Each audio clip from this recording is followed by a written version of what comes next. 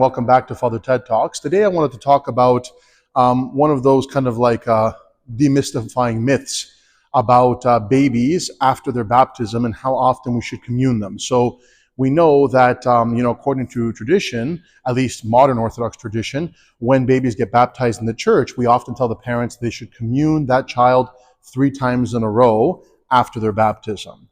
Now, this tradition is kind of interesting, and there is an interesting kind of history behind it. So, this number 3, this idea that, we take our child, we baptize them in the church, and then we are kind of obligated to bring them in 3 consecutive Sundays afterwards. And usually in the Greek Orthodox tradition, they usually dress up in their white gown again, and they bring their candle, their baptismal candle. And the godparent it's customary for the godparent to bring the child to the church those consecutive 3 Sundays so that they can receive Holy Communion. So this is a tradition. However, and not to be a little bit cynical about it, but the truth is that this tradition is very, very modern. In the history of the church, we really don't see this until in recent times. And the reason for this, and the unfortunate reasons that a lot of priests will tell people to do this, is because a lot of times priests assume that they are not going to see the parents or the child that has been baptized again after the baptism, right?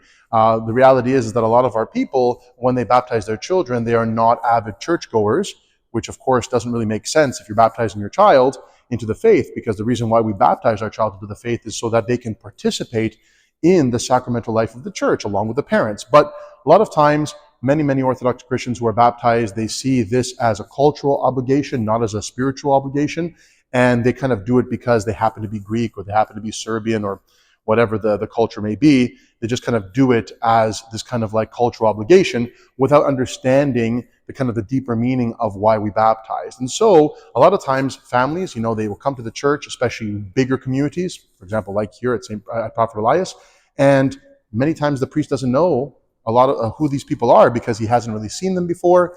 They don't really go to church that often, and they book their baptism. They may do some kind of preparation with the priest, they may not, depending on the parish, and then they baptize their child. And then afterwards, we rarely ever see that family again until maybe the high holidays, Christmas and Easter, and so on.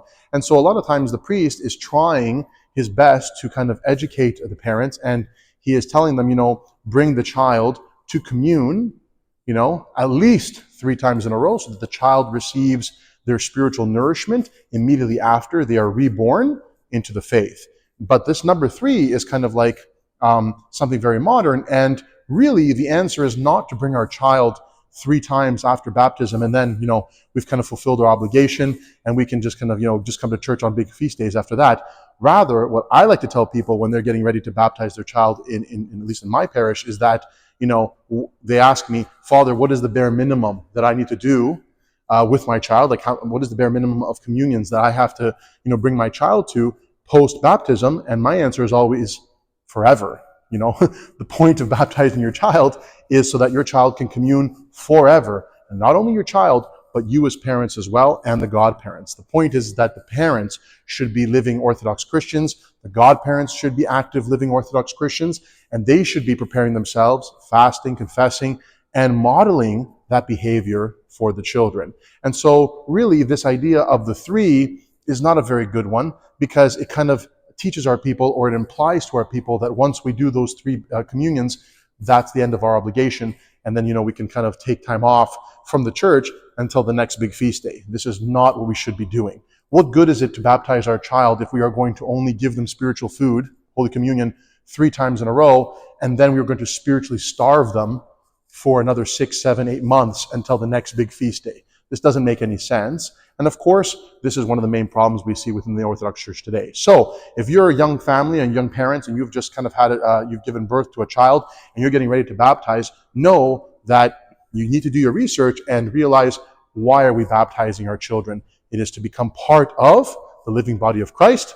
I myself as a parent should be doing my best to grow in the faith and to participate in the faith. And if I don't know things, I should be asking and researching and learning more. And especially as my child comes into the world, a new child, it is my obligation and my task as a parent to pass on this faith to my child, along with the godparent, of course, that I choose. And so I've done a lot of videos about this before. You can find on this channel videos about, the role of godparents, what is the baptismal sacrament all about. You can go back and look at those as well.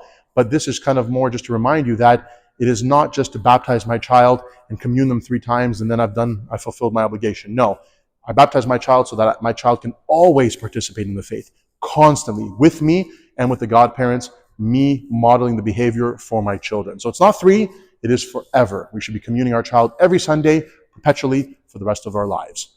This is the best advice that I can give you for those young parents who have newly baptized children, to bring their children as often as possible to the church and to give them the spiritual food that they need to grow and to become strong in the faith. Till next time, this is Father Ted for Father Ted Talks. Take care and God bless.